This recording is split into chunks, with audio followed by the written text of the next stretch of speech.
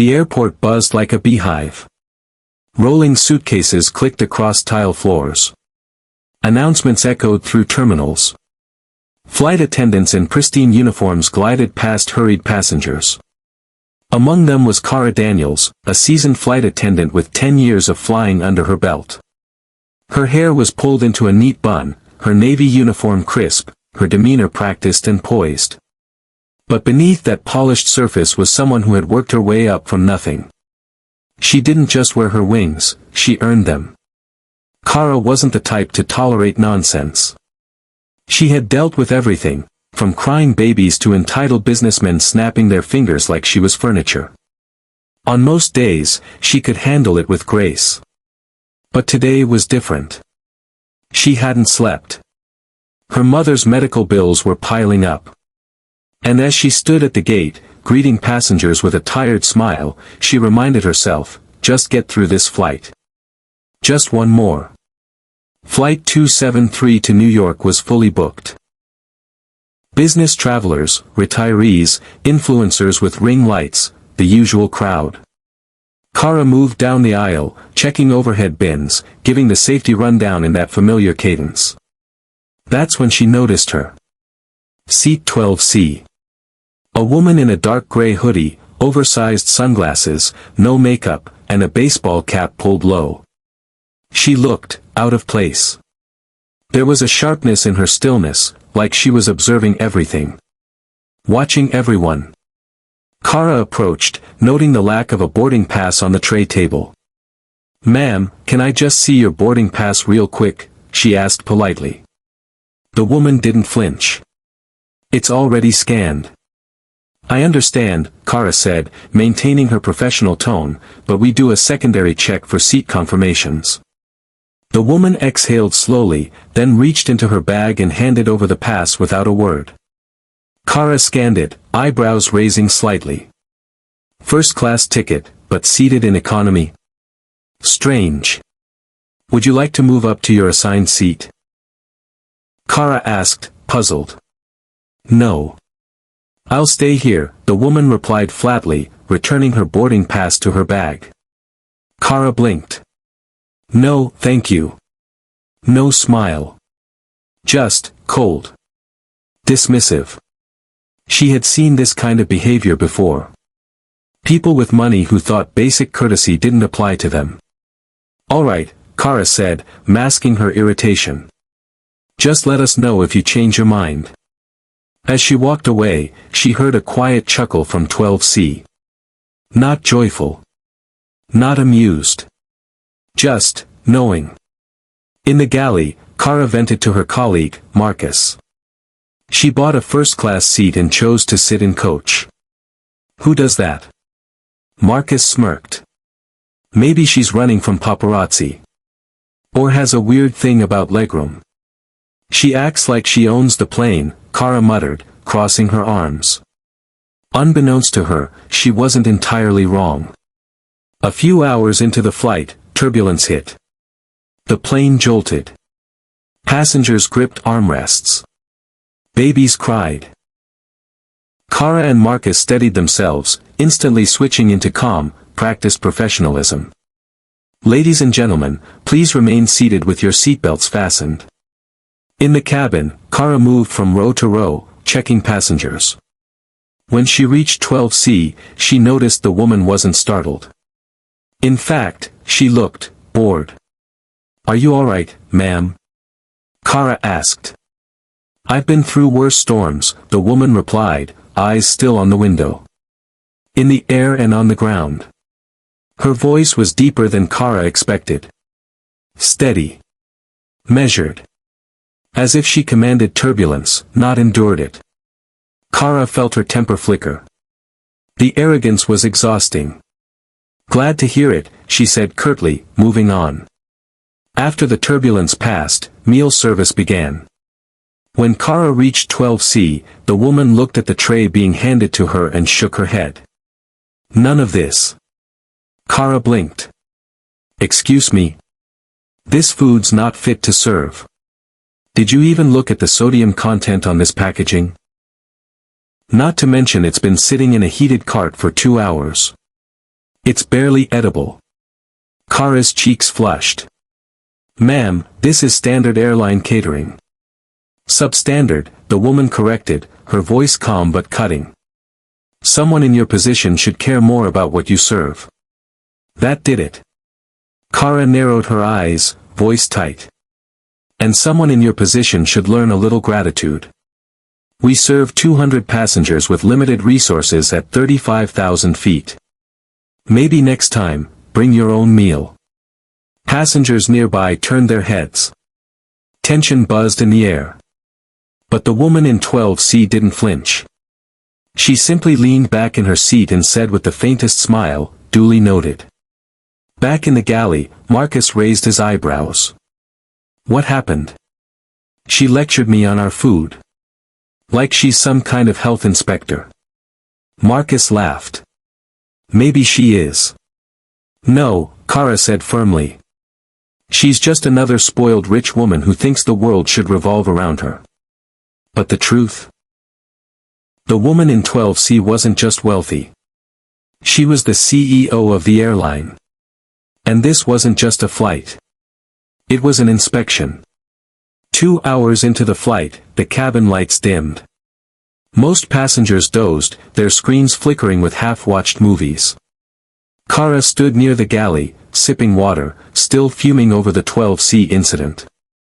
She prided herself on her professionalism, her ability to keep calm even when passengers tested her. But that woman? She'd gotten under Kara's skin in a way no one had in years.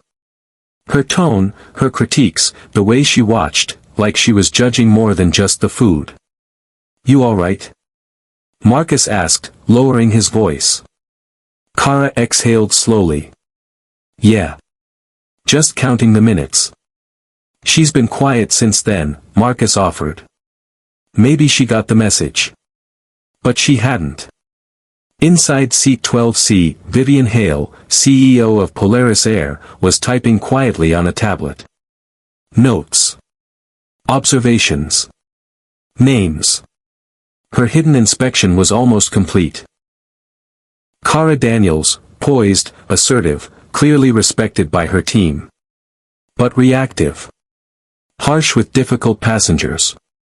Needs coaching on composure. Potential for leadership, if refined. Vivian wasn't here by chance. 6 months ago, Polaris Air had suffered a viral PR scandal. A video of a flight attendant berating a disabled passenger exploded online. The incident tanked customer satisfaction scores. Stakeholders were demanding reforms. The public wanted transparency. And Vivian? She wanted truth. She had ordered a top-down inspection. But the usual audits weren't enough. People cleaned up when they knew the boss was watching. So she disguised herself, ditched the luxury, removed the makeup, dressed like a traveler with nowhere to be and nothing to prove. She wanted to see the real Polaris Air. The way it ran when no one thought they were being watched. And today, she'd found it. Back at the front of the plane, a commotion erupted. A passenger in row 3 stood up, wobbling unsteadily. My chest, something's wrong. Kara rushed forward. Sir, sit down, are you feeling pain? He clutched his shirt, breathing hard. A woman screamed. Another man fumbled for the call button. Marcus. Get the oxygen. Kara barked. Marcus ran to the galley. Kara eased the man into his seat, heart pounding. Behind them, someone spoke sharply. Elevate his legs. He's pale, it's likely syncope, not a heart attack. Kara turned. 12C was standing in the aisle. No sunglasses. No hat. Vivian. I was a medic in the Navy, she said calmly. You need to loosen his collar. Get a cold compress if you can. The tension Kara had carried for hours snapped. Ma'am, please sit down. We've got this. Vivian didn't move. You don't have time to let pride get in the way. Trust me. Kara hesitated, just for a moment. Then nodded. Together, they stabilized the man. Within 10 minutes, he was breathing normally, sipping water, color returning to his face. The crisis passed. Applause erupted quietly around the cabin. A woman mouthed, "Thank you," toward Kara and Vivian. Kara gave a tight smile, adrenaline fading. "That was impressive." Vivian shrugged. "You did most of the work. I just spoke up." "No," Kara admitted. "You took control. That helped." There was a long pause. Vivian looked her straight in the eye. "You have potential, Kara.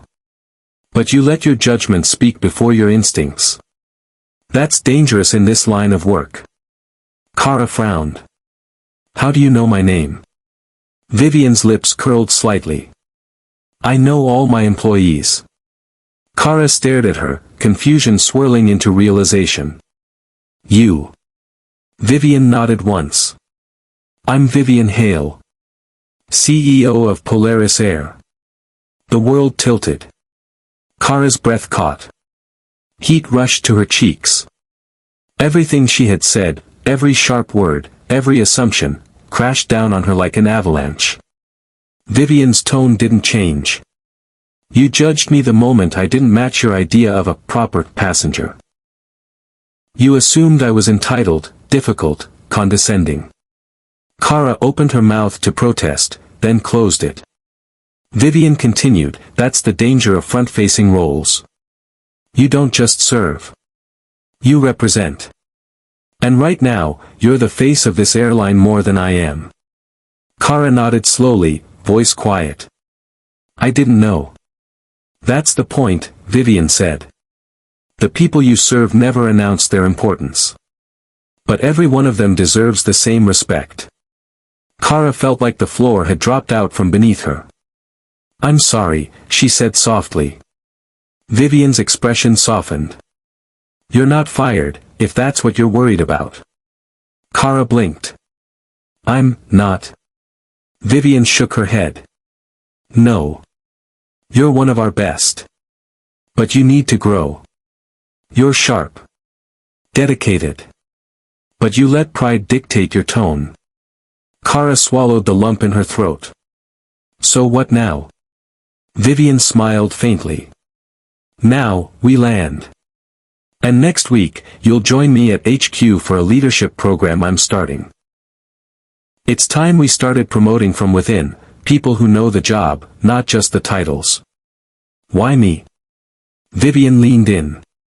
"Because you're exactly the kind of person this company needs, honest, unfiltered, and hungry to be better." Kara stood speechless as Vivian turned and walked back to 12C. The clouds outside parted, casting golden light through the windows. In the aisle, a child pointed out the window and whispered, "Look, the sun's coming out." The plane touched down in San Francisco just past sunset.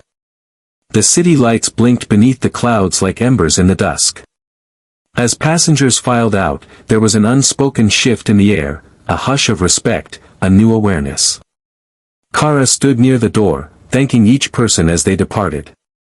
When Vivian reached her, she paused. "No one will know about this conversation," Vivian said. "Not in a press release. Not in a company memo.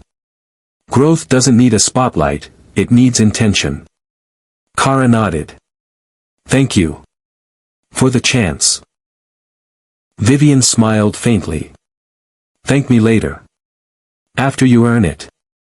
And just like that, she disappeared into the jet bridge, blending back into the world, leaving behind only her words. 1 week later. The Polaris Air headquarters towered over downtown, glass and steel reflecting the sharp edges of ambition. Inside a small conference room, a group of hand-picked employees sat nervously, waiting. Kara was one of them. Uniform crisp. Posture straight. But her heart raced. The door opened. Vivian entered. No disguise. No pretense. Just presence. "Welcome to the Elevate program," she began. "You were chosen not because you're perfect, but because you're real. And real people, when taught to lead, build companies that last. Her gaze swept the room, and for a split second, it landed on Kara. The corner of her mouth lifted, ever so slightly. This isn't a reward, Vivian continued. It's responsibility. And I expect you to rise. Over the next 6 months, Kara transformed. Not overnight. Not without setbacks. But slowly, steadily. She learned to read people before reacting. To manage stress instead of burying it. To lead with empathy instead of authority. And more than anything, she learned to listen. She began mentoring younger flight attendants, often the ones who reminded her of her old self, fiery, sharp, eager to prove something. She saw in them what Vivian had seen in her. One evening, after a long session on conflict resolution, she lingered in the empty training room. She looked out over the city lights, the same way she had from the plane that day, and smiled. 6 months later, boardroom, Polaris Air. A group of executives sat around a polished table. Charts on the wall showed rising satisfaction scores. Social media sentiment was improving. Employee retention. Highest in 5 years. At the head of the table, Vivian Hale addressed the board. We've invested in people, she said. Not just processes. And it's working. A senior board member leaned forward. And what about succession planning? You're not getting any less busy, Vivian. Vivian tapped her pen once. I've already begun grooming internal talent. Someone who knows our culture from the inside out. She looked toward the back of the room. The door opened. Kara Daniels stepped inside, clipboard in hand, eyes steady. Vivian smiled. Epilogue, The Woman in 12C. Years later, passengers still boarded Polaris Air flights, never knowing who might be in seat 12C. Was it just another traveler? Or was it someone watching, not with judgment, but with hope? And maybe, just maybe, that woman in 12C once saw something in a fiery flight attendant that no one else had. Something worth investing in. Something ready to fly. Fade to black.